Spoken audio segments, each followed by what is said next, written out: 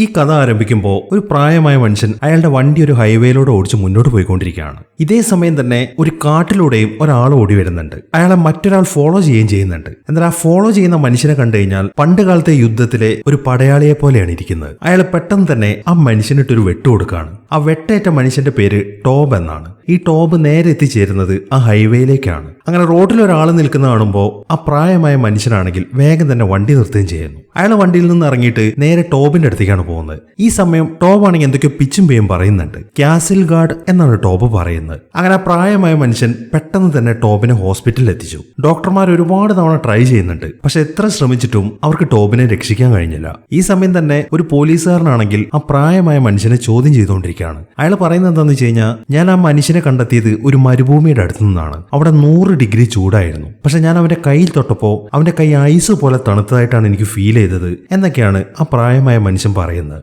ഇതേ സമയം ഡോക്ടർ ആണെന്നുണ്ടെങ്കിൽ അവനെ ചെക്ക് ചെയ്തതിനു ശേഷം പോലീസുകാർക്ക് കുറച്ച് വിശദീകരണങ്ങൾ കൊടുക്കുകയാണ്. ഈ ടോബിന്റെ ശരീരത്തിലെ ഓർഗൻസ് ഒക്കെ അലൈൻമെന്റ് തെറ്റിയാണ് ഇരിക്കുന്നത്. അവന്റെ ഞരമ്പുകൾ പോലും സാധാരണ ഒരു മനുഷ്യന്റെ അലൈൻമെന്റിലല്ല ഇരിക്കുന്നത്. ചുരുക്കി പറഞ്ഞു കഴിഞ്ഞാൽ ഒരു പേപ്പർ കൊണ്ടുണ്ടാക്കിയ പാവ പോലെയായിരുന്നു ആ മനുഷ്യന്റെ ശരീരം. പല തവണയായിട്ട് കട്ട് ചെയ്തിട്ട് പിന്നെയും ഒട്ടിച്ചു വെച്ചതുപോലെ. ഇങ്ങനെയാണ് ഞങ്ങൾക്ക് അവനെ പോസ്റ്റ്മോർട്ടം നടത്തിയപ്പോൾ ഫീൽ ചെയ്തത് എന്നൊക്കെയാണ് ഡോക്ടർ പറയുന്നത്. ഇതുകൂടാതെ അവന്റെ ശരീരം ചെക്ക് ചെയ്തപ്പോൾ അവന്റെ ഡീറ്റെയിൽസുമായി ബന്ധപ്പെട്ട ഒരു സാധനങ്ങൾ അവർക്ക് കിട്ടിയിട്ടില്ല. എന്നാൽ അവർക്കൊരു ലോക്കറ്റ് കിട്ടിയിട്ടുണ്ടായിരുന്നു. അതിൽ ITC എന്നാണ് എഴുതിയിരുന്നത്. അതൊരു കമ്പനിയുടെ പേരാണ്. ആ ലോക്കറ്റ് കിട്ടിയതുകൊണ്ട് തന്നെ അവർ ഉടനെ തന്നെ ITCയിൽ വിവരം അറിയിച്ചിട്ടുണ്ട്. ഈ സമയം ITCയിൽ ഒരു സ്റ്റാഫ് ഇപ്പോൾ ഈ ടോബിന്റെ ബോഡി റിക്കവർ ചെയ്യാൻ വേണ്ടി ഹോസ്പിറ്റലിലേക്ക് വന്നിരിക്കുകയാണ്. ഇവന്റെ പേര് ഫ്രാങ്ക് എന്നാണ്. അങ്ങനെ അവൻ ഫോർമാലിറ്റീസ് ഒക്കെ പോലീസുകാരുടെ അടുത്ത് സംസാരിച്ചുകൊണ്ടിരിക്കുമ്പോഴാണ് ഫ്രാങ്കിന്റെ ബോസ് അവനെ വിളിക്കുന്നത്. ഈ ITCയുടെ ബോസിന്റെ പേര് ഡോണയർ എന്നാണ്. അയാളുടെ മാനേജറാണ് ക്രാമർ. അവര് രണ്ടുപേരും കൂടെ ചേർന്നിട്ടാണ് ഇപ്പൊ ഫ്രാങ്കിനെ വിളിച്ചിരിക്കുന്നത്. എന്താ ഈ കാര്യം? ടോബിനെ മാത്രമേ കിട്ടിയിട്ടുള്ളൂ, അവന്റെ കൂടെ ആ ഡെക്കർ ഉണ്ടായിരുന്നോ എന്നാണ് ഡോണയർ ചോദിക്കുന്നത്.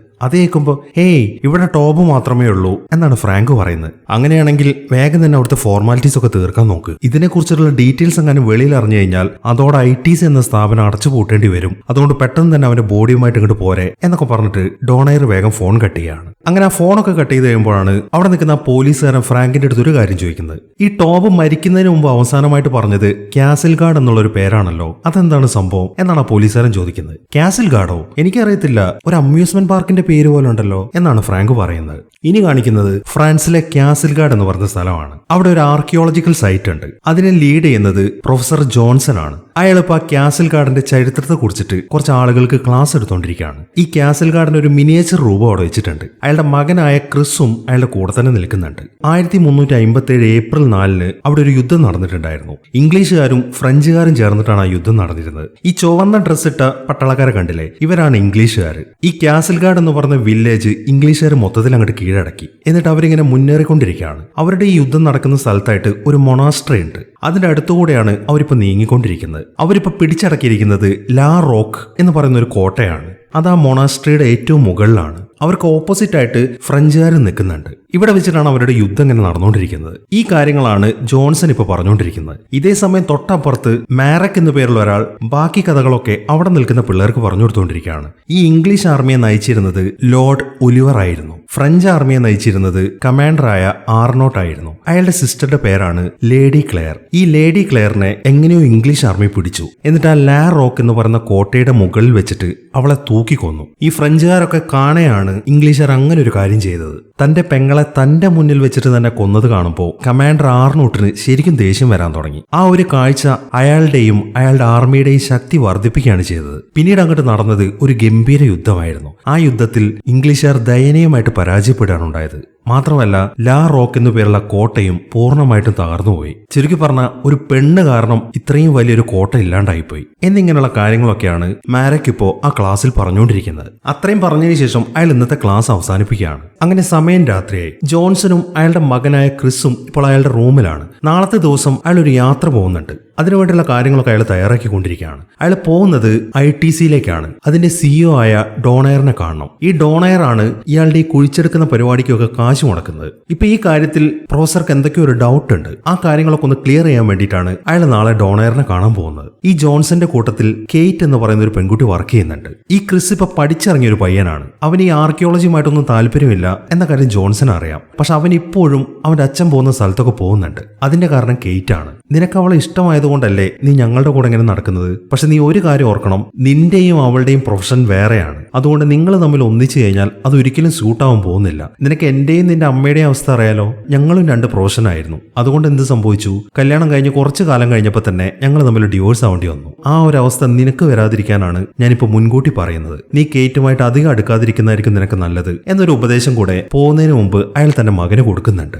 അങ്ങനെ ആ സംസാരത്തിന് ശേഷം അവൻ നേരെ പോകുന്നത് കേറ്റിനെ കാണാൻ വേണ്ടിയിട്ടാണ്. അവളാണെങ്കിൽ ഇപ്പോഴും അവിടെ കുഴിച്ചെടുത്തുകൊണ്ടിരിക്കുകയാണ്. ഈ ഒരു അവസരത്തിൽ അവൻ അവന്റെ ഇഷ്ടം അവളുടെ അടുത്ത് പറയുന്നുണ്ട്. അത് കേൾക്കുമ്പോൾ അവള് പറയുന്നത് എന്താന്ന് വെച്ച് കഴിഞ്ഞാൽ, നോക്ക് ക്രിസ്, എനിക്ക് നിന്റെ ഇഷ്ടമൊക്കെ തന്നെയാണ്, പക്ഷെ എന്റെ ബോസിന്റെ മകനാണ് നീ. ആ ഒരു കാര്യം കൂടെ എനിക്ക് ആലോചിക്കണ്ടേ. അതുകൊണ്ട് ഇപ്പൊ തൽക്കാലത്തേക്ക് നമുക്ക് ഇങ്ങനെയൊന്നും വേണ്ട എന്നാണ് അവളതിന് മറുപടി പറയുന്നത്. അങ്ങനെ 2 ദിവസങ്ങൾ കഴിഞ്ഞു. ക്രിസ് ഇപ്പൊ മാരക്കിന്റെ അടുത്തേക്കാണ് പോയിരിക്കുന്നത്. ഈ ക്രിസിന് കേറ്റിന് ഇഷ്ടമാണ് എന്ന കാര്യം മാരക്കിനും അറിയാം. അതുകൊണ്ട് തന്നെ അവനെ കാണുമ്പോൾ അവളുടെ കാര്യമാണ് അവൻ ചോദിക്കുന്നത്. എന്ത് പറയാനാണ് മാരക്, ഞാൻ എന്റെ ഇഷ്ടമൊക്കെ അവളോട് പറഞ്ഞു, പക്ഷെ അതിൽ അവള് വലിയ താല്പര്യമൊന്നും കാണിക്കുന്നില്ല എന്നാണ് അവനതിന് മറുപടി പറയുന്നത്. അങ്ങനെ അവരുടെ ആ സംസാരത്തിനിടയിലാണ് മാരക്ക് കുഴിച്ചെടുത്ത മറ്റൊരു സാധനം അവന് കാണിച്ചു കൊടുക്കുന്നത്. അതൊരു കല്ലറയായിരുന്നു. അവിടെ സംസ്കരിച്ച ആളുകളുടെ പ്രതിമകളും ആ കല്ലറയ്ക്ക് മുകളിലുണ്ട്. അതൊരു പടയാളിയും അയാളുടെ ഭാര്യയുമായിരുന്നു. പക്ഷെ ആ പടയാളിക്ക് ഒരു പ്രത്യേകതയുണ്ട്. അയാളുടെ ഒരു ചെവി കട്ടായി പോയിരിക്കുകയാണ്. അത് കാണുമ്പോൾ ഈ ചെവി കട്ടായതൊന്നും ആയിരിക്കത്തില്ല, നിങ്ങൾ കുഴിച്ചെടുത്തപ്പോൾ ആ പീസ് മിസ്സായി പോയതാവാം എന്നാണ് ക്രിസ് പറയുന്നത്. അല്ല ക്രിസ്, ഇത് കുഴിച്ചെടുത്തത് ഞാൻ തന്നെയാണ്. ഇതിന്റെ ഒരു ഭാഗം പോലും ഞാൻ മിസ്സാക്കിയിട്ടില്ല. ഈ പടയാളി ആരാണെങ്കിലും മരിക്കുന്ന സമയത്ത് അദ്ദേഹത്തിന് ഒരു ചെവി ഇല്ലായിരുന്നു എന്നാണ് മാരക്ക് പറയുന്നത്. അങ്ങനെ കുറച്ച് സമയങ്ങൾ കഴിഞ്ഞു. അവരിപ്പോ കുഴിച്ചെടുത്ത്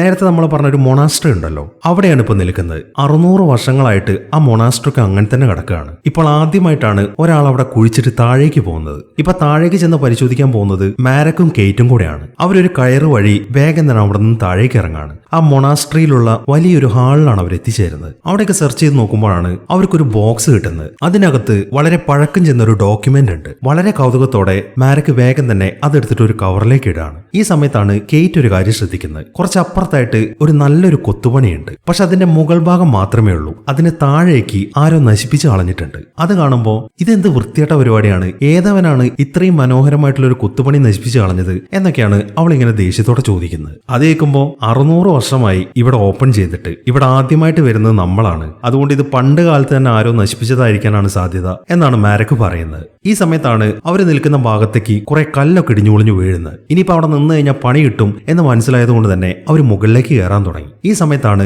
മാരക്കിന് മറ്റൊരു സാധനം കിട്ടുന്നത്. അതൊരു കണ്ണാടിയുടെ ഗ്ലാസ് ആയിരുന്നു. അങ്ങനെ പുറത്തേക്ക് ഇറങ്ങിയ ഉടനെ തന്നെ അവർ ആ ഗ്ലാസ് ഒക്കെ ചെക്ക് ചെയ്യാൻ തുടങ്ങി. അത് ഈ അടുത്ത കാലത്ത് ഇറങ്ങിയ ഒരു ടൈപ്പ് കണ്ണാടിയുടെ ഗ്ലാസ് ആണ്. പക്ഷെ 600 വർഷങ്ങൾക്കിടയിൽ അവരാണ് ആദ്യമായിട്ട് അങ്ങോട്ട് ചെല്ലുന്നത്. പിന്നെ ഇത് ആരുടെ ഗ്ലാസ് ആണ് എന്നൊക്കെയാണ് മാരക്കും കേറ്റും ചിന്തിച്ചുകൊണ്ടിരിക്കുന്നത്. ഈ സമയത്താണ് അവരുടെ കൂട്ടത്തിലുള്ള ഒരാൾ അവർ നേരത്തെ കളക്ട് ചെയ്ത ആ ഡോക്യുമെന്റ് ഉണ്ടല്ലോ, അതൊക്കെ ചെക്ക് ചെയ്തിട്ട് അവരെ കൊണ്ടുവന്ന് കാണിക്കുന്നത്. അതിലെ കാഴ്ച അവരെ ശരിക്കും ഞെട്ടിച്ചു കളഞ്ഞു. 600 വർഷങ്ങൾക്ക് മുമ്പേ ഉള്ള ഒരു പേപ്പറാണത്. അതിൽ എഴുത്തിനും അത്ര വർഷം തന്നെ പ്രായമുണ്ട്. അതിൽ എഴുതിയിരിക്കുന്നത് എന്നെ സഹായിക്കൂ എന്നാണ്. എന്നാൽ എഴുതിയിരിക്കുന്നത് ആരാണെന്ന് ചിക്കുമ്പോഴാണ് അവർ ശരിക്കും ഞെട്ടിപ്പോകുന്നത്. അത് പ്രൊഫസറുടെ ഹാൻഡ് റൈറ്റിംഗ് ആയിരുന്നു. പക്ഷെ അതിൽ എഴുതിയിരിക്കുന്ന ഡേറ്റ് 1357 തന്നെയാണ്. അങ്ങനെ പല രീതിയിലും അവരത് ചെക്ക് ചെയ്ത് നോക്കുന്നുണ്ട്. അതിൽ നിന്നൊക്കെ അവർക്ക് മനസ്സിലായത് 600 വർഷങ്ങൾക്ക് മുമ്പ് പ്രൊഫസർ അതിൽ എഴുതിയെന്നാണ്. 2 ദിവസമേ ആയിട്ടുള്ളൂ പ്രൊഫസർ പോയിട്ട്. പിന്നെ എങ്ങനെയാണ് 600 വർഷങ്ങൾക്ക് മുമ്പ് അദ്ദേഹത്തിൽ ചെന്നിട്ട് എഴുതുന്നത് എന്നൊക്കെയാണ് അവരിങ്ങനെ ചിന്തിച്ചുകൊണ്ടിരിക്കുന്നത്. അങ്ങനെ കുറച്ച് സമയങ്ങൾക്ക് ശേഷം പ്രൊഫസറിന്റെ ഒരു കണ്ണാടിയുമായിട്ട് വേറൊരുത്തൻ അവരുടെ അടുത്തേക്ക് വരുന്നുണ്ട്. ആ കണ്ണാടിയിൽ ഒരു ഗ്ലാസ് മിസ്സിംഗ് ആണ്. അവരിപ്പോൾ അവരുടെ കയ്യിലുള്ള ആ ലെൻസ് അതിലേക്ക് ഫിറ്റ് ചെയ്ത് നോക്കുമ്പോൾ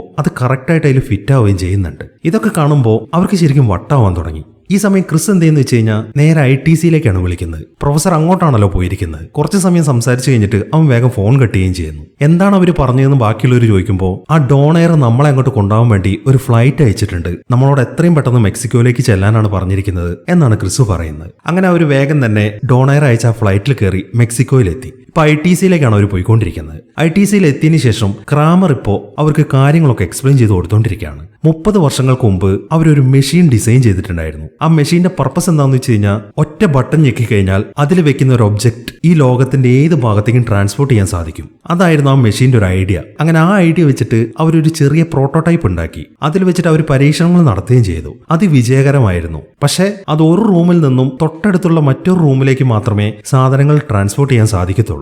അതുകൊണ്ട് തന്നെ അവർ അതേ ഡിസൈനിൽ വലിയൊരു മെഷീൻ പണിതു. എന്നിട്ട് ഒരുപാട് എനർജി അതിന് കൊടുത്തു. അവരുടെ ലക്ഷ്യം ന്യൂയോർക്കിലേക്ക് ഒരു സാധനം ട്രാൻസ്പോർട്ട് ചെയ്യാന്നുള്ളതാണ്. പക്ഷെ അങ്ങനെ ഒരു പരീക്ഷണം നടത്തി കഴിഞ്ഞപ്പോൾ സാധനം അവിടെ നിന്ന് അപ്രത്യക്ഷമായി. പക്ഷെ അത് ന്യൂയോർക്കിൽ എത്തിയില്ല. കുറച്ചു സമയം കഴിഞ്ഞപ്പോൾ അത് വെച്ചെടുത്ത് തന്നെ പ്രത്യക്ഷപ്പെടുകയാണ് ചെയ്തത്. ഈ ഒരു കാര്യമാണ് ക്രാമർ ഇപ്പൊ അവരുടെ അടുത്ത് പറയുന്നത്. അതേക്കുമ്പോൾ മെക്സിക്കോയിൽ നിന്ന് അമേരിക്കയിലേക്ക് ഒരു സാധനം നിങ്ങൾ ട്രാൻസ്പോർട്ട് ചെയ്തു. കുറച്ച് സമയം അതിനെ കാണാതായി. പിന്നീട് അത് ഇവിടെ തന്നെ പ്രത്യക്ഷപ്പെട്ടു. അപ്പോൾ ഈ അമേരിക്കയ്ക്കും മെക്സിക്കോയുടെ ഇടയിൽ അത് എവിടേക്കാണ് വാനിഷ് ആയത്? മാരക്കാണ് അത് ചോദിക്കുന്നത്. അതിനുള്ള ഉത്തരം ഞങ്ങൾക്കും കിട്ടിയില്ല. അതുകൊണ്ട് തന്നെ ആ പരീക്ഷണം ഞങ്ങൾ വീണ്ടും ആവർത്തിച്ചു. ഇത്തവണ ആ ഒബ്ജക്റ്റിന്റെ കൂടെ ഒരു ക്യാമറയും കൂടെ ഞങ്ങൾ വെച്ചിട്ടുണ്ടായിരുന്നു. അങ്ങനെ ആ പരീക്ഷണത്തിന് ശേഷം ആ സാധനം വീണ്ടും ഇവിടേക്ക് തിരിച്ചെത്തി കഴിഞ്ഞപ്പോൾ ഞങ്ങൾ അതിലെ ഫോട്ടോസ് ഒക്കെ ചെക്ക് ചെയ്ത് നോക്കി. ഏതോ ഒരു ഫോറസ്റ്റിന്റെ പല ഭാഗങ്ങളുടെ ഫോട്ടോസാണ് അതിലുണ്ടായിരുന്നത്. പക്ഷെ അത് ഏത് ഫോറസ്റ്റ് ആണ് എന്നൊന്നും ഞങ്ങൾക്ക് മനസ്സിലായില്ല.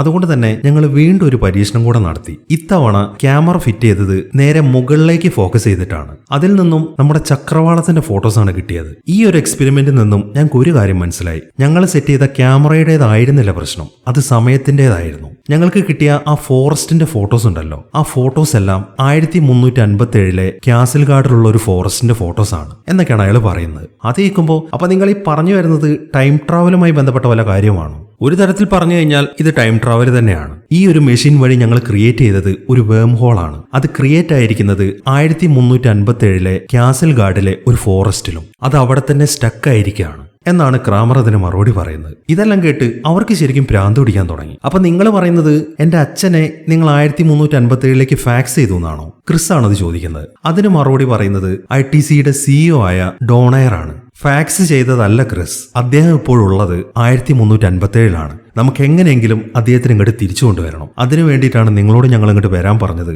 എന്നാണ് ഡോണയർ പറയുന്നത്. അതെല്ലാം കേട്ട് ആകെ അന്തം വിട്ട് നിൽക്കുകയാണ് എല്ലാവരും. ഈ സമയത്താണ് മാരക് ഒരു കാര്യം ഡോണയറിന്റെ അടുത്ത് ചോദിക്കുന്നത്. അപ്പോൾ അതുകൊണ്ടാണല്ലേ ഞങ്ങളുടെ ഈ ജോലിക്ക് വേണ്ടി നിങ്ങൾ ക്യാഷ് മുടക്കുന്നത് എന്നാണ് മാരക് ചോദിക്കുന്നത്. അതേ മാരക്, ഈ ഒരു കാര്യത്തിന് വേണ്ടിയിട്ട് തന്നെയാണ്. ഇതിനെക്കുറിച്ചിട്ടുള്ള ചില ക്ലൂസ് ഒക്കെ ഞങ്ങൾ പ്രൊഫസർക്ക് കൊടുത്തിട്ടുണ്ടായിരുന്നു. പക്ഷെ അയാൾക്ക് വീണ്ടും വീണ്ടും ഇതിനെക്കുറിച്ച് സംശയങ്ങൾ വരാൻ തുടങ്ങി. അതുകൊണ്ടാണ് 2 ദിവസം മുമ്പേ അയാൾ ഞങ്ങളെ കാണാൻ വന്നത്. അയാൾ ഇവിടേക്ക് എത്തിക്കഴിഞ്ഞപ്പോൾ ഞങ്ങൾ ചെയ്യുന്ന കാര്യങ്ങളെ കുറിച്ചിട്ടൊക്കെ അയാളുടെ അടുത്ത് പറയുകയും ചെയ്തു. അതെല്ലാം കേട്ടപ്പോൾ പ്രൊഫസർക്ക് ഒരു ആഗ്രഹം, ഹിസ്റ്ററി ഒക്കെ നേരിട്ട് ചെന്ന് കാണണം. അങ്ങനെ അയാളുടെ നിർബന്ധത്തിനാണ് ഞങ്ങൾ അയാളെ പാസ്റ്റിലേക്ക് അയച്ചത്. ഇതിനെക്കുറിച്ചിട്ട് നിങ്ങൾക്ക് ഇനിയും സംശയങ്ങൾ ഉണ്ടാവും എന്ന കാര്യം ഞങ്ങൾക്ക് അറിയാം. പക്ഷെ അതൊന്നും ഇപ്പൊ പറഞ്ഞു തീർക്കാനുള്ള സമയമില്ല. പ്രൊഫസർ ഇപ്പൊ പോയിട്ട് 72 മണിക്കൂറുകൾ കഴിഞ്ഞു. ഉടനെ തന്നെ അയാളെ കണ്ടെത്തിയിട്ടില്ല എന്നുണ്ടെങ്കിൽ പിന്നീട് ഒരിക്കലും അയാൾക്ക് ഇങ്ങോട്ട് തിരിച്ചു വരാൻ പറ്റാത്ത അവസ്ഥയിലാവും. അതുകൊണ്ട് നമുക്ക് വേഗം തന്നെ കാര്യങ്ങൾ നടത്തണം എന്നൊക്കെയാണ് ഡോണയർ പറയുന്നത്. അങ്ങനെ എല്ലാവരും അത് സമ്മതിച്ചതിന് ശേഷം അവർ പോകാനുള്ള ഒരുക്കങ്ങളൊക്കെ തുടങ്ങി. ഈ സമയം ആ ഡോണയറും ക്രാമറും കൂടെ സംസാരിച്ചുകൊണ്ടിരിക്കുകയാണ്. ക്രാമർ പറയുന്നത് എന്താന്ന് വെച്ച് കഴിഞ്ഞാൽ, നിങ്ങൾ നമ്മുടെ ടോബിന്റെ MRI കണ്ടില്ലേ? അവന്റെ ശരീരത്തിന്റെ മുഴുവൻ അലൈൻമെന്റും തെറ്റിയിട്ടുണ്ട്.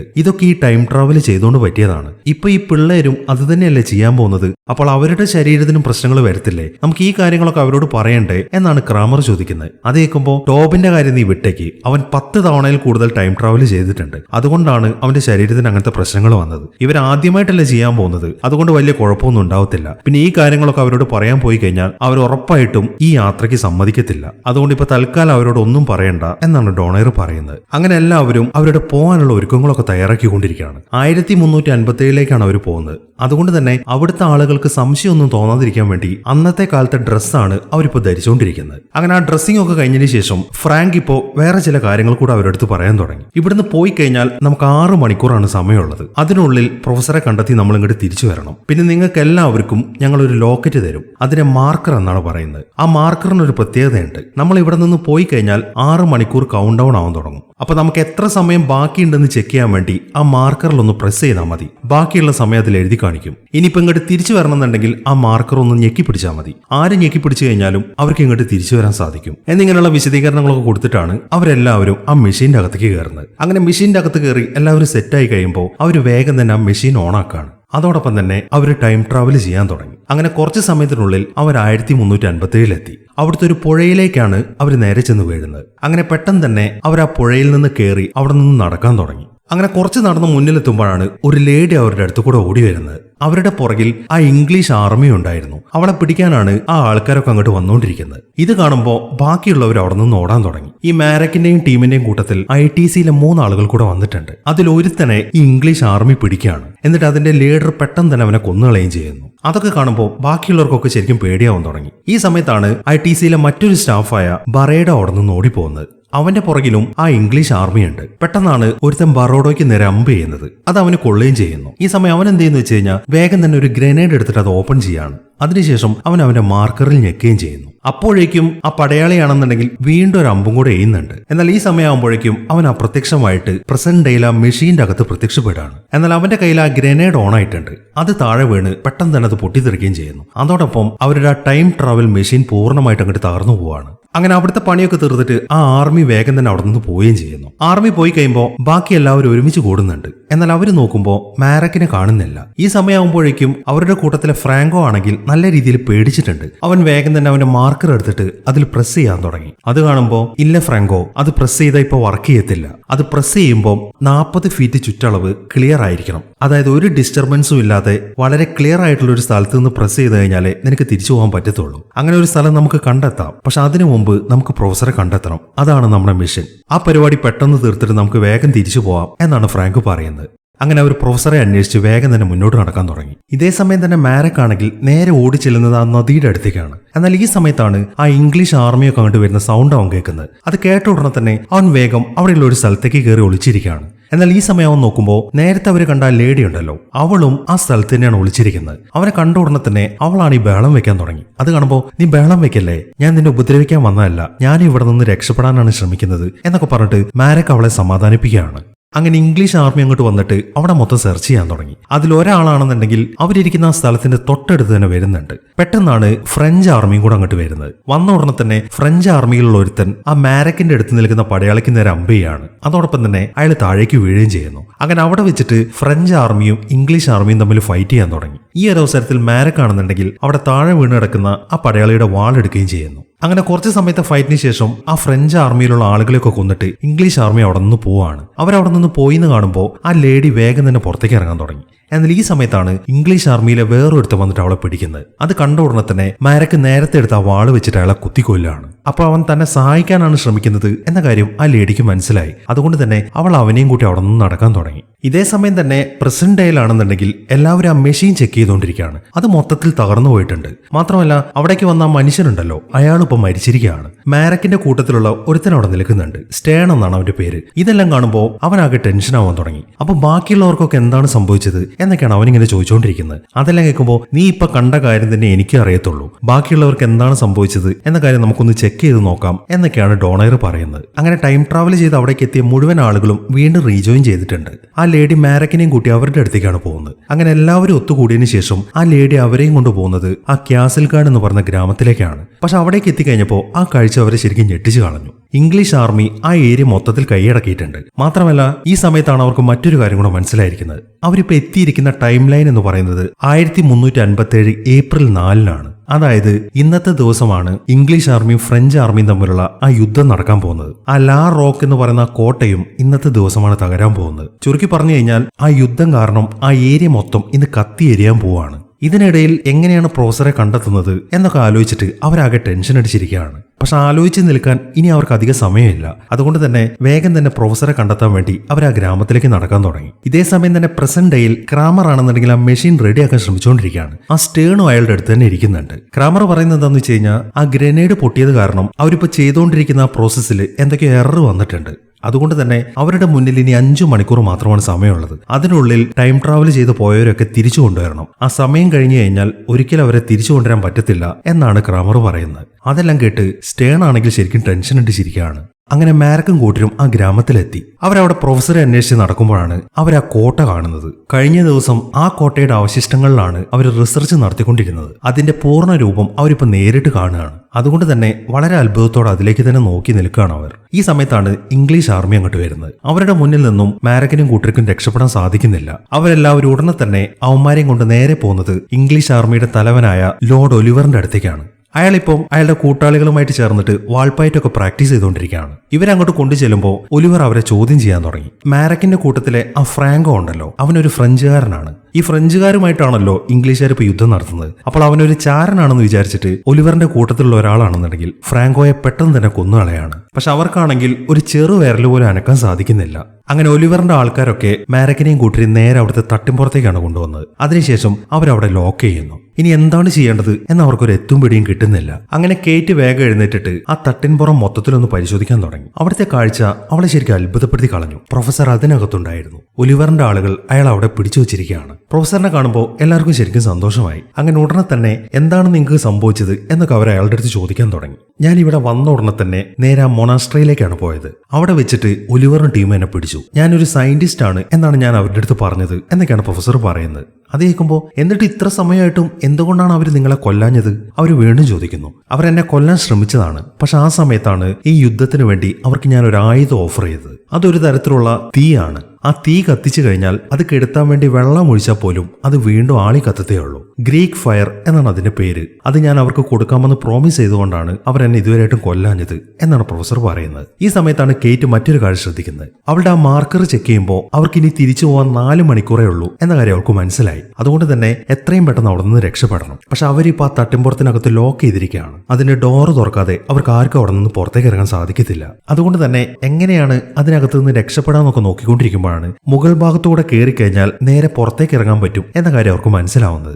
ഈ കേറ്റ് ആണെങ്കിൽ എവിടെ വേണമെങ്കിലും വലിഞ്ഞു കയറിക്കോളും. അതുകൊണ്ട് തന്നെ ഞാൻ ഇവിടുന്ന് പുറത്ത് കടന്നിട്ട് വേഗം ചെന്ന് ഇവിടുത്തെ വാതിൽ തുറന്നു തരാം, അതുവരെ നിങ്ങൾ അവിടെ വെയിറ്റ് ചെയ്യും എന്ന് പറഞ്ഞിട്ട് അവൾ മുകളിലേക്ക് കയറാൻ തുടങ്ങി. ഈ സമയത്താണ് മാരക്ക് മറ്റൊരു കാര്യം ശ്രദ്ധിക്കുന്നത്. അവൻ താഴേക്ക് നോക്കുമ്പോൾ ആ ഇംഗ്ലീഷ് ആർമി നേരത്തെ കണ്ട ആ ലേഡിയെ പിടിച്ചിട്ടുണ്ട്. അവരവളെ ഉപദ്രവിച്ചുകൊണ്ടിരിക്കുകയാണ്. അത് കണ്ട് അവനാണെങ്കിൽ ആകെ ദേഷ്യത്തിലിരിക്കുകയാണ്. ഇതേ സമയം തന്നെ കേറ്റ് ആണെങ്കിൽ നേരെ ആ ഷെഡിന്റെ മുകളിലേക്ക് കയറിയിട്ടുണ്ട്. അവളിങ്ങനെ പതുക്കെ താഴേക്ക് വലിഞ്ഞിറങ്ങാൻ തുടങ്ങി. അങ്ങനെ വളരെ കഷ്ടപ്പെട്ടാണ് അവൾ പുറത്തേക്ക് എത്തുന്നത്. അവൾ അവിടുത്തെ ജനലിലൂടെ നോക്കുമ്പോൾ അവിടെ ഒരു കാവൽക്കാരൻ ഇരിക്കുന്നുണ്ട്. ഈ സമയം എന്തോ ശബ്ദം കേട്ട് അയാൾ അവിടേക്ക് സെർച്ച് ചെയ്യാൻ തുടങ്ങി. അതിനിടയിൽ അവൾ നൈസായിട്ട് ഒരു അമ്പ് എടുത്തിട്ട് അയാളെ നെഞ്ചത്തിട്ട് ഒരു കുത്തു കൊടുക്കുകയാണ്. അതോടൊപ്പം തന്നെ അയാൾ മരിക്കുകയും ചെയ്യുന്നു. അങ്ങനെ അവൾ ആ തട്ടിമ്പുറത്തിന്റെ വാതിൽ തുറക്കാൻ ശ്രമിക്കുമ്പോഴാണ് വേറൊരാൾ അങ്ങോട്ട് വന്നിട്ട് അവൾ അറ്റാക്ക് ചെയ്യുന്നത്. പക്ഷെ അപ്പോഴേക്കും ആ തട്ടിമ്പുറത്തിന്റെ വാതിൽ അവൾ തുറന്നു കഴിഞ്ഞിരുന്നു. അങ്ങനെ എല്ലാവരും താഴേക്ക് ഇറങ്ങി വന്നിട്ട് പെട്ടെന്ന് തന്നെ ആ പടയാളിയെയും കൊന്നുകളയാണ്. അങ്ങനെ അവരെല്ലാവരും വെളിയിലേക്ക് ഇറങ്ങാൻ തുടങ്ങി. എന്നാൽ ഈ ഒരു സമയത്ത് മാരക്ക് അവരുടെ കൂടെ പോകുന്നില്ല. എനിക്ക് ചെറിയൊരു പണിയുണ്ട്, അത് കഴിഞ്ഞിട്ട് ഞാൻ ഉടനെ തന്നെ നിങ്ങളുടെ കൂടെ ജോയിൻ ചെയ്തോളാം എന്ന് പറഞ്ഞിട്ട് അവൻ വേറെ വഴിക്ക് ഓടാൻ തുടങ്ങി. അങ്ങനെ മാരക്ക് നേരെ പോകുന്നത് ആ ലേഡിയെ കണ്ടെത്താനാണ്. അവളെ അവിടെ ലോക്ക് ചെയ്തിരിക്കുകയാണ് എന്ന കാര്യം അവന് മനസ്സിലായിട്ടുണ്ട്. അവൻ അങ്ങോട്ട് നടക്കുമ്പോൾ അവിടെ ഒരു പടയാളി നിൽക്കുന്നുണ്ട്. അവൻ ഉടനെ തന്നെ അയാൾക്ക് നേരെ ഒരു അമ്പ് ഷൂട്ട് ചെയ്യാണ്. അതോടൊപ്പം തന്നെ അയാൾ മരിച്ചു വീഴുകയും ചെയ്യുന്നു. അങ്ങനെ മാരക്ക് വേഗം ചെന്ന് അവളെ പൂട്ടിയിട്ടിരിക്കുന്ന ആ വാതിലിൽ മുട്ടാൻ തുടങ്ങി. ഈ സമയത്താണ് ഇംഗ്ലീഷ് ആർമിയുടെ ആ ലീഡർ അങ്ങോട്ട് വരുന്നത്. അയാൾ ഒരു മഴവും കൈ പിടിച്ചിട്ട് അവൻ അറ്റാക്ക് ചെയ്യാൻ അങ്ങോട്ട് വന്നുകൊണ്ടിരിക്കുകയാണ്. എന്നാൽ അപ്പോഴേക്കും അവൾ വാതിൽ തുറന്നിട്ട് അവൻ അതിനകത്തേക്ക് കയറുകയും ചെയ്യുന്നു. അങ്ങനെ അവൻ വാതിലിൽ ലോക്ക് ചെയ്തിട്ട് അവിടെ നിന്ന് എങ്ങനെയാണ് രക്ഷപ്പെടേണ്ടത് എന്നൊക്കെ ചെക്ക് ചെയ്യാൻ തുടങ്ങി. ഈ സമയം അവളാണെന്നുണ്ടെങ്കിൽ പുറത്തേക്കുള്ള ചുമരൊക്കെ തല്ലി പൊളിച്ചുകൊണ്ടിരിക്കുകയാണ്. അങ്ങനെ അവർ രണ്ടുപേരും വേഗം തന്നെ ആ ചുമര് തല്ലി പൊളിക്കാൻ തുടങ്ങി. ഈ സമയം ആ ലീഡർ ആണെങ്കിൽ ആ വാതിലാണ് തല്ലി പൊളിച്ചുകൊണ്ടിരിക്കുന്നത്. അങ്ങനെ അയാൾ അത് പൊളിച്ചടക്കുമ്പോഴേക്കും മാരക്ക് ആ ലേഡിയെ കൊണ്ട് പുറത്തേക്ക് ഇറങ്ങി കഴിഞ്ഞിരുന്നു. ഈ സമയം ബാക്കിയുള്ളവരും പുറത്തേക്ക് എത്തിയിട്ടുണ്ട്. ഫ്രാങ്ക് അവന്റെ മാർക്കർ എടുത്ത് നോക്കുമ്പോൾ ഇനി 3 മണിക്കൂറിന്റെ അടുത്തേ അവർക്ക് അവിടെ നിൽക്കാൻ സമയമുള്ളൂ. അവൻ വേഗം അത് പ്രസ് ചെയ്തിട്ട് തിരിച്ചു പോകാനുള്ള പരിപാടിയൊക്കെ നോക്കിക്കൊണ്ടിരിക്കുകയാണ്. ഈ സമയമാകുമ്പോഴേക്കും ബാക്കിയുള്ളവർ അവന്റെ അടുത്തേക്ക് എത്തുന്നുണ്ട്. അവൻ അവിടെ നിന്ന് രക്ഷപ്പെടാൻ ശ്രമിക്കുന്നത് കാണുമ്പോൾ അവരതിന് സമ്മതിക്കുന്നില്ല. മാരക്ക് നമ്മളുടെ ഇടയിൽ നിന്ന് മിസ്സിംഗ് ആണ്, അവൻ കൂടെ തിരിച്ചു വരാതെ നമ്മൾ എന്തായാലും ഇവിടെ നിന്ന് പോകുന്നില്ല എന്നൊക്കെയാണ് ക്രിസും ടീമും പറയുന്നത്. എന്നാൽ ഫ്രാങ്ക് പറയുന്നത് എന്താണെന്ന് വെച്ച് കഴിഞ്ഞാൽ എന്റെ മിഷൻ ഈ പ്രൊഫസറെ ഇവിടെ നിന്ന് രക്ഷിക്കുക എന്നുള്ളതാണ്. അത് നമ്മൾ ചെയ്തു. ഇനിയിപ്പോൾ അധിക സമയം നമുക്ക് ഇവിടെ നിൽക്കാൻ പറ്റത്തില്ല. ഇപ്പൊ നമ്മൾ ഇവിടെ നിന്ന് പോയിട്ടില്ല എന്നുണ്ടെങ്കിൽ നമുക്ക് ഇവിടെ നിന്ന് ഒരിക്കലും പോകാൻ പറ്റത്തില്ല. അതുകൊണ്ട് ആരുടെയെങ്കിലും മാർക്കർ വെച്ചിട്ട് നമുക്ക് ഇവിടെ നിന്ന് രക്ഷപ്പെടണം. എന്റേത് വർക്കാവുന്നില്ല, നിങ്ങളുടേത് ആരുടേതെങ്കിലും നോക്ക് എന്നൊക്കെയാണ് ഫ്രാങ്ക് പറയുന്നത്. എന്നാൽ കേറ്റ് അവളുടെ മാർക്കർ എടുത്ത് നോക്കുമ്പോഴും അതും വർക്ക് ചെയ്യുന്നില്ല. ഇതിനൊക്കെ കാരണം പ്രസന്റ് ഡേയിൽ അവരിപ്പോഴും ആ മെഷീന്റെ വർക്ക് പൂർത്തിയാക്കിയിട്ടില്ല എന്നുള്ളതാണ്.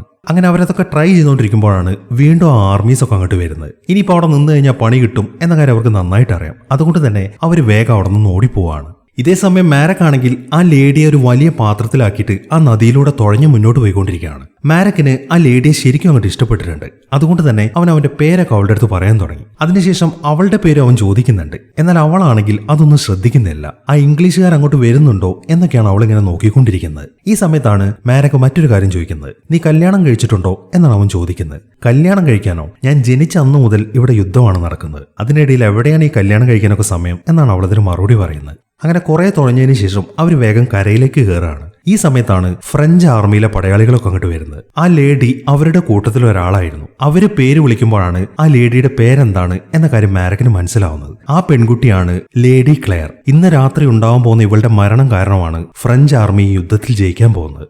ഇതേ സമയം തന്നെ ക്രിസും ടീമും ഒരു ഷെൽട്ടറിന്റെ അകത്ത് പതുങ്ങിയിരിക്കുകയാണ്. ഈ സമയമാകുമ്പോഴേക്കും ക്രിസും കേറ്റും തമ്മിൽ ഇഷ്ടത്തിലായിട്ടുണ്ട്. അവളിപ്പോ നേരത്തെ ഒരാളെ കൊന്നല്ലോ, ആ ഒരു കാര്യം ഓർത്തിട്ട് അവൾ ശരിക്കും വിഷമിച്ചിരിക്കുകയാണ്. ക്രിസ് ആണെങ്കിൽ ഓരോന്നൊക്കെ പറഞ്ഞ് അവളെ സമാധാനിപ്പിക്കാൻ തുടങ്ങി. പെട്ടെന്നാണ് ഇംഗ്ലീഷ് ആർമി ഇങ്ങോട്ട് വരുന്നത്. വന്ന ഉടനെ തന്നെ അവർ ആ ഷെൽട്ടർ മൊത്തം തകർത്തിട്ട് അകത്തേക്ക് കയറാൻ തുടങ്ങി. അത് കണ്ട ഉടനെ തന്നെ ക്രിസും കേറ്റും അവിടെ നിന്ന് രക്ഷപ്പെടുകയാണ്. എന്നാൽ പ്രൊഫസർക്കും ഫ്രാങ്കിനും അവിടെ നിന്ന് രക്ഷപ്പെടാൻ സാധിച്ചിട്ടില്ല. ഇംഗ്ലീഷ് ആർമി പെട്ടെന്ന് തന്നെ അവരെ പിടിക്കുകയാണ്. അങ്ങനെ കേറ്റും ക്രിസും നേരെ ഓടിപ്പോകുന്നത് വേറൊരു വീടിനകത്തേക്കാണ്. അത് കണ്ട ഉടനെ തന്നെ ഇംഗ്ലീഷ് ആർമി ആ വീടിന് മൊത്തം തീയിടാൻ തുടങ്ങി. അത് മൊത്തത്തിൽ ഇങ്ങനെ കത്തിപ്പിടിക്കുമ്പോഴേക്കും ക്രിസ് കേറ്റിനെയും കൊണ്ട് അവിടെ നിന്ന് രക്ഷപ്പെടുകയാണ്. ഇതേ സമയം തന്നെ ആ ഫ്രഞ്ച് ആർമി ആണെങ്കിൽ ലേഡി ക്ലെയറിനെയും കൊണ്ട് നേരെ പോകുന്നത് അവളുടെ ബ്രദറായ ആർനെറ്റിന്റെ അടുത്തേക്കാണ്. കുറെ സമയമായിട്ട് അവളെ കാണാത്തോണ്ട് ആർനോട്ട് ശരിക്കും ടെൻഷനിലായിരുന്നു. ഇപ്പോൾ അവളെ കണ്ടതുകൊണ്ടാണ് അയാൾക്ക് ശരിക്കും സമാധാനമായത്. ഈ സമയം അവൾ ഉണ്ടായ കാര്യങ്ങളൊക്കെ അവനോട് പറയാൻ തുടങ്ങി. ഈ മാരക്കാണ് എന്റെ ജീവിതം രക്ഷിച്ചത്, ഇവനില്ലായിരുന്നെങ്കിൽ ഇംഗ്ലീഷ് ആർമി എന്നെ കൊന്നുകളയായിരുന്നു എന്നൊക്കെയാണ് അവളിങ്ങനെ പറഞ്ഞുകൊണ്ടിരിക്കുന്നത്. ഈ സമയം മാരക്ക് സംസാരിക്കാൻ തുടങ്ങി. എന്ത് വന്നാലും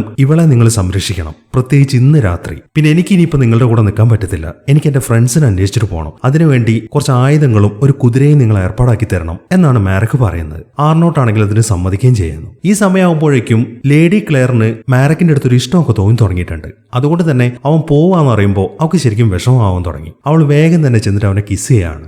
അവനും അവിടെ നിന്ന് പോണമെന്ന് വലിയ താല്പര്യമൊന്നുമില്ല. പക്ഷെ അവന്റെ ഫ്രണ്ട്സിന്റെ കാര്യം ഓർക്കുമ്പോൾ പോവാതിരിക്കാൻ അവന് പറ്റത്തുമില്ല. അതുകൊണ്ട് തന്നെ അവനൊരു കുതിരപ്പുറത്ത് കയറിയിട്ട് അവിടെ നിന്ന് പോവാണ്. ഇതേ സമയം തന്നെ ക്രിസും കേറ്റും വേറൊരു ഭാഗത്തേക്കാണ് ചെന്നിരിക്കുന്നത്. ഈ സമയത്താണ് കേറ്റ് അവന്റെ അടുത്തൊരു കാര്യം പറയുന്നത്. ഞാൻ ഹിസ്റ്ററി മൊത്തം പഠിച്ചപ്പോൾ അതിലൊരു റൂമർ ശ്രദ്ധിച്ചിട്ടുണ്ടായിരുന്നു. അതായത് ആ മൊണാസ്ട്രിക്കകത്ത് ഒരു തുരങ്കമുണ്ട്. ആ ടണല് നേരെ പോകുന്നത് ലാ റോക്ക് എന്ന് പറയുന്ന ആ കോട്ടയിലേക്കാണ്. നമുക്ക് ഉടനെ തന്നെ ആ ടണല് കണ്ടെത്തണം എന്നൊക്കെയാണ് അവൾ പറയുന്നത്. ഈ സമയമാകുമ്പോഴേക്കും ഇംഗ്ലീഷ് ആർമി മൊത്തം ആ ഫ്രഞ്ച് ആർമിയുടെ അടുത്തേക്ക് എത്തിയിട്ടുണ്ട്. അങ്ങനെ അവർ തമ്മിൽ ഒരു കിടിലം ഫൈറ്റ് നടന്നുകൊണ്ടിരിക്കുകയാണ്. ഇംഗ്ലീഷ് ആർമിയിൽ ഒരുപാട് പേരുണ്ടായിരുന്നു. അതുകൊണ്ട് തന്നെ ഫ്രഞ്ച് ആർമിക്ക് ഇപ്പോൾ അവരുടെ മുന്നിൽ പിടിച്ചു നിൽക്കാൻ സാധിക്കുന്നില്ല. അങ്ങനെ ആ ഫൈറ്റ് നടക്കുന്നതിനിടയിൽ ക്ലെയർ ആണെങ്കിൽ നൈസായിട്ട് അവിടെ നിന്ന് ഓടി രക്ഷപ്പെടുന്നുണ്ട്. എന്നാൽ അത് കാണുമ്പോൾ ഇംഗ്ലീഷ് ആർമിയിലെ 2 പേർ അവളുടെ പുറകെ പോവാണ്. ഇതേ സമയം തന്നെ മാരക്കാണെങ്കിൽ വേറൊരു സ്ഥലത്താണ് നിൽക്കുന്നത്. അവൻ അവിടെ നിന്ന് മുന്നോട്ട് പോകുമ്പോഴാണ് ഇംഗ്ലീഷ് ആർമിയുടെ ലീഡറും കൂട്ടരും അവന്റെ അടുത്തേക്ക് വരുന്നത്. ആ ലീഡർ വന്ന ഉടനെ തന്നെ അവന്റെ കഴുത്തിൽ കിടക്കുന്ന ആ മാർക്കറാണ് ചെക്ക് ചെയ്യുന്നത്. അയാൾ അത് പൊട്ടിച്ചെടുത്തിട്ടൊന്ന് ചെക്ക് ചെയ്തതിനു ശേഷം അവനെ അടിച്ച് ബോധം കെടുത്തുകയാണ്. അങ്ങനെ മാരക്കിനെയും പ്രൊഫസറിനെയും ഫ്രാങ്കിനെയും കൂട്ടി ഇംഗ്ലീഷ് ആർമി അവിടെ നിന്ന് പോകാൻ തുടങ്ങി. ഈ സമയത്താണ് ഇംഗ്ലീഷ് ആർമിയുടെ ലീഡർ അവന്റെ ആ ഹെൽമെറ്റ് മാറ്റുന്നത്. ആ കാഴ്ച കണ്ട് ഫ്രാങ്ക് ശരിക്കും ഞെട്ടിപ്പോയി. അത് ആ ഡെക്കറാണ്. നമ്മൾ ഈ സിനിമയുടെ തുടക്കത്തിൽ ഒരു ഡെക്കറിന്റെ കാര്യം പറഞ്ഞിട്ടുണ്ട്. ഈ ഡെക്കർ എന്ന് പറയുന്നത് ഈ ITCയിൽ ജോലി ചെയ്യുന്ന ആളാണ്. അവനാണ് ടോബിന്റെ കൂടെ ഇങ്ങനെ ടൈം ട്രാവൽ ചെയ്തുകൊണ്ടിരുന്നത്. അവനെ കാണുമ്പോൾ ഫ്രാങ്ക് ചോദിക്കുന്നത് എന്താണെന്ന് വെച്ച് കഴിഞ്ഞാൽ, അപ്പൊ നീ മരിച്ചിട്ടില്ലേ? ഞങ്ങൾ വിചാരിച്ച് നീ മരിച്ചു എന്നാണ് ഫ്രാങ്ക് പറയുന്നത്. അത് കേൾക്കുമ്പോ അപ്പൊ നീ എന്നെ കൊല്ലാൻ വേണ്ടിയിട്ടാണല്ലോ ഇങ്ങോട്ട് വന്നത് എന്ന് പറഞ്ഞിട്ട് ഡെക്കർ ഫ്രാങ്കിനെ അങ്ങോട്ട് കൊന്നുകളയാണ്. അതൊക്കെ കണ്ട് പ്രൊഫസറും മാരക്കും ആകെ ഞെട്ടി നിൽക്കുകയാണ്. അപ്പൊ നിങ്ങൾ ITCയിലെ ആളാണോ? അപ്പൊ നിങ്ങൾ എത്ര തവണ ഇങ്ങോട്ട് ടൈം ട്രാവൽ ചെയ്തിട്ടുണ്ട് എന്നാണ് പ്രൊഫസർ ചോദിക്കുന്നത്. ഞാൻ 10 തവണ ഇവിടേക്ക് ടൈം ട്രാവൽ ചെയ്തിട്ടുണ്ട്. 10 തവണ അങ്ങനെ ചെയ്തുകൊണ്ട് തന്നെ എന്റെ ശരീരത്തിലും അതുകൊണ്ടുള്ള പ്രശ്നങ്ങൾ വരാൻ തുടങ്ങി. ഈ കാര്യമൊന്നും ആ ഡോണയർ എന്നോട് മുൻകൂട്ടി പറഞ്ഞിട്ടില്ലായിരുന്നു. ഇനി ഞാൻ വീണ്ടും ടൈം ട്രാവൽ ചെയ്യാൻ ശ്രമിക്കുകയാണെങ്കിൽ ഉറപ്പായിട്ട് ഞാൻ മരിച്ചു പോകും. അതുകൊണ്ട് തന്നെ ഇവിടെ ഞാൻ അങ്ങ് ജീവിക്കാൻ തീരുമാനിച്ചു. ഞാനിപ്പോ ലോർഡ് ഒലിവറിന്റെ സൈന്യാധിപനാണ്. നിങ്ങൾക്ക് ഇനി ഒരിക്കലും ഇവിടെ നിന്ന് രക്ഷപ്പെടാൻ പറ്റത്തില്ല എന്നൊക്കെയാണ് ഡെക്കർ പറയുന്നത്. അതൊക്കെ കേട്ട് എന്ത് ചെയ്യണമെന്ന് അറിയാതിരിക്കുകയാണ് അവർ. ഇതേ സമയം തന്നെ ക്രിസും കേറ്റും നേരെ പോകുന്നത് ആ മൊണാസ്ട്രിയിലേക്കാണ്. നേരത്തെ പ്രൊഫസർ അങ്ങോട്ട് ചെന്നിട്ടുണ്ടല്ലോ, അദ്ദേഹത്തിന്റെ ആളുകളെന്ന് പറയുമ്പോൾ മൊണാസ്ട്രിയിലെ ആളുകളൊക്കെ അവരകത്തേക്ക് കയറ്റിവിടുകയും ചെയ്യുന്നു. ഈ സമയമാകുമ്പോഴേക്കും ഇംഗ്ലീഷ് ആർമി ആ ലാ റോക്ക് എന്ന് പറയുന്ന കോട്ടയുടെ അടുത്തെത്തിയിട്ടുണ്ട്. അവരിപ്പം അവിടെ മൊത്തം പിടിച്ചടക്കിയിരിക്കുകയാണ്. അവരുടെ ഓപ്പോസിറ്റ് ആയിട്ട് ഫ്രഞ്ച് ആർമി നിൽക്കുന്നുണ്ട്. ഇവിടെ വെച്ചിട്ടാണ് ചരിത്രത്തിലെ ഏറ്റവും പ്രാധാന്യമുള്ള യുദ്ധം നടക്കാൻ പോകുന്നത്. അങ്ങനെ കേറ്റും ക്രിസും ആ മൊണാസ്ട്രിയുടെ അകത്തേക്ക് എത്തി. അവരുടനെ തന്നെ അവിടുത്തെ ഹാളൊക്കെ പരിശോധിക്കാൻ തുടങ്ങി. ആ പരിശോധനയ്ക്കിടയിൽ അവർ നേരത്തെ കണ്ടെത്തിയ പ്രൊഫസർ എഴുതി വെച്ച ആ ഡോക്യുമെന്റ് കാണുന്നുണ്ട്. മാത്രമല്ല അയാളുടെ കണ്ണാടി അവർക്ക് അവിടെ നിന്ന് കിട്ടുന്നുണ്ട്. ഈ സമയത്താണ് കേറ്റ് അവിടുത്തെ ആ കൊത്തുപണി ശ്രദ്ധിക്കുന്നത്. ഈ സിനിമയുടെ തുടക്കത്തിൽ പകുതി ഭാഗം പൊളിഞ്ഞൊരു കൊത്തുപണി കണ്ടിട്ടില്ലായിരുന്നു. ആ ഒരു കൊത്തുപണിയാണിത്. ഏത് വൃത്തിയേട്ടാനാണ് ഇത് തല്ലി പൊളിച്ചത് എന്ന് ആദ്യം കേറ്റ് ചോദിച്ചിട്ടുണ്ടായിരുന്നു. എന്നാൽ ഈ ഒരു അവസരത്തിലാണ് അവൾ തന്നെയാണ് അത് തല്ലിപ്പൊളിക്കാൻ പോകുന്നത് എന്ന കാര്യം അവർക്ക് മനസ്സിലാവുന്നത്. അങ്ങനെ അവളും ക്രിസും ആ കൊത്തുപണിയുടെ താഴ്ഭാഗം മൊത്തം തല്ലി പൊളിക്കാൻ തുടങ്ങി. അങ്ങനെ അത് തല്ലി പൊളിച്ചു കഴിയുമ്പോൾ അവർക്കിപ്പോൾ ആ തുരങ്കം കാണാൻ സാധിക്കുന്നുണ്ട്. അങ്ങനെ വേഗം തന്നെ അവർ 2 പേരും ആ തുരങ്കത്തിലൂടെ മുന്നോട്ട് പോകാൻ തുടങ്ങി. ഈ സമയമാകുമ്പോഴേക്കും ആ യുദ്ധം ആരംഭിച്ചിട്ടുണ്ട്. ഇംഗ്ലീഷ് ആർമി ഇപ്പോൾ ഫ്രഞ്ച് ആർമിക്ക് നേരെ തീയുണ്ടകളാണ് തൊടുത്തുവിട്ടുകൊണ്ടിരിക്കുന്നത്. കുറെ നേരം അവർ ഈ തീയുണ്ടകൾ ഇങ്ങനെ തൊടുത്തുവിട്ടുകൊണ്ടിരിക്കുകയാണ്.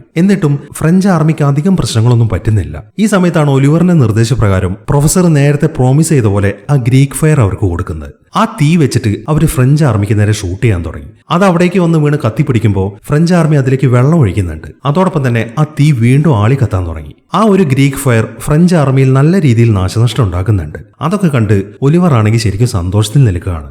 ഈ സമയമാകുമ്പോഴേക്കും പ്രസന്റ് ഡേയിൽ അവർ ആ മെഷീനൊക്കെ ഏകദേശം പൂർത്തിയാക്കിയിട്ടുണ്ട്. ഇപ്പോൾ അത് 81% വർക്കിംഗ് ആണ്. അത് വെച്ചിട്ട് അവരെ തിരിച്ചു വിളിക്കാൻ പറ്റുമോ എന്നാണ് അവർ ശ്രമിച്ചുകൊണ്ടിരിക്കുന്നത്. എന്നാൽ ഡോണയർ അതിന് സമ്മതിക്കുന്നില്ല. 81% വെച്ചിട്ടൊന്നും നമ്മളതിന് ശ്രമിക്കാൻ നിൽക്കണ്ട, അത് അവർക്ക് പ്രശ്നമേ ഉണ്ടാക്കത്തുള്ളൂ എന്ന് പറഞ്ഞിട്ട് അയാൾ അവിടെ നിന്ന് പോവാണ്. ഇതേ സമയം തന്നെ കേറ്റും ക്രിസും ആ ടണലിലൂടെ മുന്നോട്ട് പോയിക്കൊണ്ടിരിക്കുകയാണ്. പക്ഷെ കുറെ ദൂരം മുന്നിലേക്ക് എത്തിക്കഴിയുമ്പോൾ അവിടുത്തെ കാഴ്ച അവരെ ശരിക്കും നിരാശപ്പെടുത്തി കളഞ്ഞു. അവിടെ ഒരു ഡെഡ് എൻഡ് ആണ്. പുറത്തേക്ക് ഒരു ഓപ്പണിംഗ് കാണുന്നില്ല. എത്രയൊക്കെ ശ്രമിച്ചിട്ടും അവർക്കത് തകർക്കാനും സാധിക്കുന്നില്ല. അതുകൊണ്ട് തന്നെ അവർ ശരിക്കും നിരാശയിലാണ്. ഈ സമയമാകുമ്പോഴേക്കും ആ മൊണാസ്ട്രിയിലുള്ള ആളുകളൊക്കെ അങ്ങനെ ഒരു തുരങ്കം കണ്ടുപിടിച്ച കാര്യം ആർണോട്ടിനും ടീമിനെ അറിയിച്ചിട്ടുണ്ട്. അതിനെ തുടർന്ന് ആർണോട്ടും ടീമും ഇപ്പൊ നേരെ പോകുന്നത് ആ മൊണാസ്ട്രിയിലേക്കാണ്. ആ തുരങ്കം വഴി പോയി കഴിഞ്ഞാൽ അവർക്ക് നേരെ ആ ലാറോക്കിലേക്ക് എത്തിച്ചേരാൻ സാധിക്കും. അങ്ങനെ വരുമ്പോൾ ഈസി ആയിട്ട് അവർക്ക് ഇംഗ്ലീഷ് ആർമിയെ തോൽപ്പിക്കാനും പറ്റും. അതുകൊണ്ട് തന്നെ ആർണോട്ട് വേഗം ആ തുരങ്കം വഴി മുന്നോട്ട് പോകാൻ തുടങ്ങി. ഈ സമയം തന്നെ പ്രസന്റ് ഡേയിൽ ക്രാമർ ഇപ്പോൾ ഡോണയറിന്റെ അടുത്ത് കാര്യങ്ങൾ പറഞ്ഞുകൊണ്ടിരിക്കുകയാണ്. ഇനി വെറും 13 മിനിറ്റുകൾ മാത്രമേ നമുക്കുള്ളൂ. അതിനുള്ളിൽ അവരെ നമുക്ക് ഇങ്ങോട്ട് തിരിച്ചു വിളിക്കണം. അല്ലാന്നുണ്ടെങ്കിൽ ഒരിക്കലും നമുക്ക് അവരെ ഇങ്ങോട്ട് തിരിച്ചു കൊണ്ടുവരാൻ പറ്റത്തില്ല എന്നാണ് ക്രാമർ പറയുന്നത്. അത് കേൾക്കുമ്പോൾ വേണ്ട ക്രാമർ, ഈ ഒരു അവസ്ഥയിൽ നമ്മൾ അവരെ ഇങ്ങോട്ട് തിരിച്ചു കൊണ്ടുവന്നാൽ ശരിയാവത്തില്ല. അവരിങ്ങോട്ട് വന്നു കഴിഞ്ഞാൽ പിന്നെ ഈ മെഷീന്റെ പ്രശ്നങ്ങളൊക്കെ പുറം ലോകത്തുള്ള ആളുകൾ അറിയും. അത് നമ്മുടെ കമ്പനിക്ക് വലിയൊരു നഷ്ടമാണ് ഉണ്ടാക്കുക. അതുകൊണ്ട് നീ വേഗം ചെന്നിട്ട് ആ മെഷീന്റെ മുഴുവൻ പ്രശ്നങ്ങളും തീർക്ക്. അതിനുവേണ്ടി അവരുടെ ജീവിതം നമുക്ക് സാക്രിഫൈസ് ചെയ്യാം എന്നാണ് ഡോണയർ പറയുന്നത്. എന്നാൽ ഈ ഒരു തീരുമാനത്തിനോട് ക്രാമർ യോജിക്കുന്നില്ല. ഇല്ല, ഞാൻ ഇനി ഒരിക്കലും നിങ്ങളുടെ കൂടെ നിൽക്കത്തില്ല എന്നാണ് ക്രാമർ പറയുന്നത്. അത് കേട്ട ഉടനെ തന്നെ ഡോണയർ ആണെങ്കിൽ ഒറ്റയടിക്ക് ക്രാമറിനെ ഇടിച്ച് താഴേക്കിടാണ്. ഇതേ സമയം തന്നെ മാരക്കും പ്രൊഫസറും ഒരു റൂമിന്റെ അകത്താണ്. മാരക്ക് നോക്കുമ്പോൾ ആ ഇംഗ്ലീഷ് ആർമി ലേഡി ക്ലെയറിനെ പിടിച്ചിട്ടുണ്ട്. അവരിപ്പോ അവളെ ആ കോട്ടയുടെ മുകളിൽ തൂക്കിക്കൊല്ലാനാണ് ശ്രമിച്ചുകൊണ്ടിരിക്കുന്നത്. അതൊക്കെ കാണുമ്പോൾ അവന് ശരിക്കും ദേഷ്യം വരാൻ തുടങ്ങി. അവൻ ഉടനെ തന്നെ അവളുടെ കാര്യമൊക്കെ പ്രൊഫസറുടെ അടുത്ത് പറയാണ്. ഇതാണ് ലേഡി ക്ലെയർ. ഇവളെയാണ് ഞാൻ നേരത്തെ രക്ഷിച്ചത്. ഞാൻ അവളെ സേഫ് ആയിട്ട് അവളുടെ ബ്രദറിന്റെ അടുത്ത് ആക്കിയതായിരുന്നു. പക്ഷെ എന്നിട്ടും അവളെ രക്ഷപ്പെട്ടില്ല എന്നൊക്കെയാണ് അവൻ പറയുന്നത്. അത് കേൾക്കുമ്പോൾ അവളെ മരിക്കുക എന്നുള്ളത് ചരിത്രമാണ് മാരക് എന്നാണ് പ്രൊഫസർ പറയുന്നത്. ഇല്ല പ്രൊഫസർ, ഇത് ഞാൻ അങ്ങനെ വിട്ടുകൊടുക്കത്തില്ല. ഞാൻ ഈ ചരിത്രം മാറ്റി എഴുതാൻ പോവാണ് എന്ന് പറഞ്ഞിട്ട് അവൻ നേരെ ഒലിവറിന്റെ അടുത്തേക്ക് നടക്കാൻ തുടങ്ങി. അവനൊരു പന്തവും കയ്യിലെടുത്തിട്ടുണ്ട്. അവൻ ഒലിവറിന്റെ അടുത്ത് പറയുന്നത് എന്താണെന്ന് വെച്ച് കഴിഞ്ഞാൽ, നിങ്ങളെങ്ങാനും അവളെ കൊന്നു കഴിഞ്ഞാൽ നിങ്ങളുടെ ആയുധപ്പുര മൊത്തം ഞാൻ കത്തിക്കും എന്നൊക്കെയാണ് അവൻ അവിടെ നിന്ന് വിളിച്ചു പറയുന്നത്. ഇതേ സമയം തന്നെ ആർണോട്ടാണെങ്കിൽ ആ തുരങ്കത്തിലൂടെ നടന്ന് കേറ്റിന്റെയും ക്രിസിന്റെ അടുത്തേക്ക് എത്തിയിട്ടുണ്ട്. അയാൾക്കും അവിടെ നിന്ന് പുറത്തേക്ക് ഇറങ്ങാൻ ഒരു വഴി കണ്ടെത്താൻ സാധിക്കുന്നില്ല. ഈ സമയവും മാരക്കാണെങ്കിൽ ഒലിവറിനോട് സംസാരിക്കുകയാണ്. പക്ഷെ അയാൾ അവളെ വിടുന്നില്ല എന്ന് കാണുമ്പോൾ അവൻ എന്തെന്ന് വെച്ച് കഴിഞ്ഞാൽ ആ തീപ്പന്തം എടുത്തിട്ട് ആ ആയുധപ്പുരയ്ക്കകത്തേക്ക് എറിയാണ്. അതോടൊപ്പം തന്നെ അതിന് തീ പിടിച്ചിട്ട് അതൊക്കെ പൊട്ടിത്തെറിക്കാൻ തുടങ്ങി. അത് പൊട്ടിത്തെറിച്ചോടുകൂടെ ആ കോട്ട മൊത്തത്തിൽ തകർന്നു പോകുന്നുണ്ട്. മാത്രമല്ല ആർണോട്ടും ടീമും ഇരിക്കുന്ന ആ തുരങ്കത്തിന്റെ ഡെഡ് എൻഡും തകർന്നു പോവാണ്. അങ്ങനെ പെട്ടെന്ന് തന്നെ ആർണോട്ട് ആ ഒരു വഴി പുറത്തേക്ക് ഇറങ്ങാണ്. ഈ സമയമാകുമ്പോഴേക്കും ഫ്രഞ്ച് ആർമിയും അങ്ങോട്ട് ഇരച്ചു കയറുന്നുണ്ട്. അങ്ങനെ ഒരു ഗംഭീര യുദ്ധമാണ് ഇപ്പോൾ അവിടെ നടന്നുകൊണ്ടിരിക്കുന്നത്. ആ ഫൈറ്റൊക്കെ നടക്കുന്നതിനിടയിൽ മാരക്ക് നേരെ ചെല്ലുന്നത് ക്ലെയറിനെ രക്ഷിക്കാൻ വേണ്ടിയിട്ടാണ്. പക്ഷെ അവളെ രക്ഷിക്കാൻ ശ്രമിക്കുമ്പോഴാണ് പെട്ടെന്ന് ആ ഡെക്കർ അങ്ങോട്ട് വരുന്നത്. അങ്ങനെ ഉടനെ തന്നെ അവർ തമ്മിൽ ഒരു ഫൈറ്റ് നടക്കാൻ തുടങ്ങി. ഈ സമയം ആർണോട്ട് ആണെന്നുണ്ടെങ്കിൽ ഒലിവറുമായിട്ടാണ് ഫൈറ്റ് ചെയ്യുന്നത്. പക്ഷെ ആർണോട്ട് എത്ര ശ്രമിച്ചിട്ടും ഒലിവറിനെ കീഴ്പ്പെടുത്താൻ സാധിക്കുന്നില്ല. പെട്ടെന്ന് തന്നെ ഒലിവർ അവനെ ഇടിച്ചു വീഴ്ത്താണ്. എന്നിട്ട് അവനെ കൊല്ലാൻ തുടങ്ങുമ്പോഴാണ് പെട്ടെന്ന് ക്രിസ് അങ്ങോട്ട് വന്നിട്ട് ഒലിവറിനെ ഇടിച്ചു തീർപ്പിക്കുന്നത്. അത് കാണുമ്പോൾ ഒലിവറിന് ശരിക്കും ദേഷ്യം വരാൻ തുടങ്ങി. ഒലിവർ ഇപ്പോ ക്രിസിനെ കൊല്ലാനാണ് ശ്രമിക്കുന്നത്. എന്നാൽ അവനെ കൊല്ലാൻ തുടങ്ങുമ്പോഴേക്കും പെട്ടെന്ന് ആർണോട്ട് എഴുന്നേറ്റ് ചെന്നിട്ട് ഒലിവറിന്റെ വയറ്റിലെ അയാളുടെ വാള് കുത്തിയിറക്കുകയാണ്. അതോടൊപ്പം തന്നെ ഒലിവർ മരിച്ചു വീഴുകയും ചെയ്യുന്നു. ഈ സമയവും ഡെക്കറും മാരക്കും തമ്മിലുള്ള ഫൈറ്റ് തുടർന്നുകൊണ്ടിരിക്കുകയാണ്. ആ ഫൈറ്റിനിടയിൽ ഡെക്കർ എന്ത് ചെയ്യുന്നു വെച്ച് കഴിഞ്ഞാൽ മാരക്കിന്റെ ഒരു ചെവി കട്ട് ചെയ്ത് കളയാണ്. എന്നാൽ ചെവി കട്ടായി പോയെങ്കിലും അവന് സന്തോഷമാണ് വരുന്നത്. ഈ സിനിമയുടെ തുടക്കത്തിൽ ഒരു പ്രതിമയുടെ കാര്യം പറഞ്ഞിട്ടില്ലായിരുന്നു. അതിലുണ്ടായിരുന്ന ഒരാൾക്ക് ചെവി ഇല്ലായിരുന്നു. അപ്പോൾ അത് താൻ തന്നെയാണ് എന്ന കാര്യം മാരക്കിന് മനസ്സിലായി. അപ്പോൾ ലേഡി ക്ലെയർ തന്നെയാണ് തന്റെ ഭാര്യയാവാൻ പോകുന്നത് എന്നൊക്കെ ആലോചിച്ചുകൊണ്ടാണ് അവൻ ഇത്ര സന്തോഷം. അങ്ങനെ അവൻ വേഗം തന്നെ എഴുന്നേറ്റ് ചെന്നിട്ട് ആ ഡെക്കറുമായിട്ട് ഫൈറ്റ് ചെയ്യാൻ തുടങ്ങി. കുറച്ച് സമയത്തിനുള്ളിൽ തന്നെ അവൻ ഡെക്കറിനെ കുത്തി വീഴ്ത്താണ്. ഈ സമയമാകുമ്പോഴേക്കും ക്രിസ്തു അങ്ങോട്ട് ഓടി വന്നിട്ടുണ്ട്. അവൻ ഉടനെ തന്നെ മാരക്കിനെ വിളിക്കാൻ തുടങ്ങി. നീ പെട്ടെന്ന് ഇറങ്ങി വാ, നമുക്ക് പോകാനുള്ള സമയമായി. ഇനി അധികം വൈകി കഴിഞ്ഞാൽ നമുക്ക് ഇവിടെ നിന്ന് രക്ഷപ്പെടാൻ പറ്റത്തില്ല എന്നൊക്കെയാണ് അവൻ ഇങ്ങനെ വിളിച്ചു പറയുന്നത്. എന്നാൽ ഈ ഒരു അവസരത്തിൽ മാരക്ക് അവന്റെ കൂടെ പോകുന്നില്ല. ഞാനിപ്പോ എന്റെ വീട് കണ്ടെത്തിയിരിക്കുകയാണ് ക്രിസ്, ഞാൻ ഇനി ഇവളുടെ കൂടെ ഇവിടെയാണ് ജീവിക്കാൻ പോകുന്നത് എന്ന് പറഞ്ഞിട്ട് അവൻ ക്ലെയറിനെ കിസ് ചെയ്യാണ്. അത് കാണുന്ന ക്രിസ് ആണെങ്കിൽ അവനൊരു ഓൾ ദ ബെസ്റ്റ് കൊടുത്തതിന് ശേഷം അവിടെ നിന്ന് തിരിച്ചു ഓടാൻ തുടങ്ങി. അങ്ങനെ ക്രിസും ബാക്കിയുള്ളവരും നേരെ ഓടിച്ചെല്ലുന്നത് അവിടെയുള്ള ഒരു ഫീൽഡിലേക്കാണ്. അതിനുശേഷം അവരുടെ കയ്യിലുള്ള മാർക്കറിൽ ഞെക്കാൻ തുടങ്ങി. ഇതേ സമയം പ്രസന്റ് ഡേയിലാണെന്നുണ്ടെങ്കിൽ ആ ഡോണയർ ഇപ്പോൾ ആ മെഷീന്റെ അകത്തേക്ക് കയറിയിട്ടുണ്ട്. ആ മെഷീൻ അവർ പ്രവർത്തിപ്പിക്കാൻ ശ്രമിച്ചുകൊണ്ട് അത് സ്റ്റോപ്പ് ചെയ്യാനാണ് അയാൾ ഇപ്പോൾ അതിനകത്തേക്ക് കയറിയത്. എന്നാൽ ഇപ്പൊ അയാൾ അതിനകത്ത് കുടുങ്ങിയിരിക്കുകയാണ്. അതിപ്പോ ഓൺ ആയിട്ടുണ്ട്. അയാളുടെ കയ്യിലാണെങ്കിൽ മാർക്കർ ഇല്ല. അതുകൊണ്ട് തന്നെ അയാൾക്ക് ഇനി തിരിച്ചു വരാനും സാധിക്കത്തില്ല. ഈ സമയമാകുമ്പോഴേക്കും ഇംഗ്ലീഷ് ആർമിയിലെ കുറെ പടയാളികൾ ക്രിസിനെയും ടീമിനെയും കൊല്ലാൻ വേണ്ടി അവരുടെ അടുത്തേക്ക് വരുന്നുണ്ട്. എന്നാൽ അപ്പോഴേക്കും അവർ ആ ഡിവൈസിൽ ഞെക്കി കഴിഞ്ഞിരുന്നു. അങ്ങനെ അവരവിടെ നിന്ന് അപ്രത്യക്ഷമായി. അതിന് പകരമായിട്ട് ആ ഡോണയർ ആണ് പാസ്റ്റിലേക്ക് പ്രത്യക്ഷപ്പെടുന്നത്. അങ്ങനെ ആ ആർമിയിലെ ആളുകൾ പെട്ടെന്ന് തന്നെ വന്നിട്ട് ഡോണയറിന്റെ തല അങ്ങോട്ട് വെട്ടിക്കളയാണ്. അതോടൊപ്പം തന്നെ ക്രിസും ടീമും പ്രസന്റ് ഡേയിലേക്ക് തന്നെ തിരിച്ചെത്തുകയും ചെയ്യുന്നു. അങ്ങനെ സേഫ് ആയിട്ട് തിരിച്ചെത്തിയത് കൊണ്ട് തന്നെ അവർ ശരിക്കും സന്തോഷത്തിൽ നിൽക്കുകയാണ്.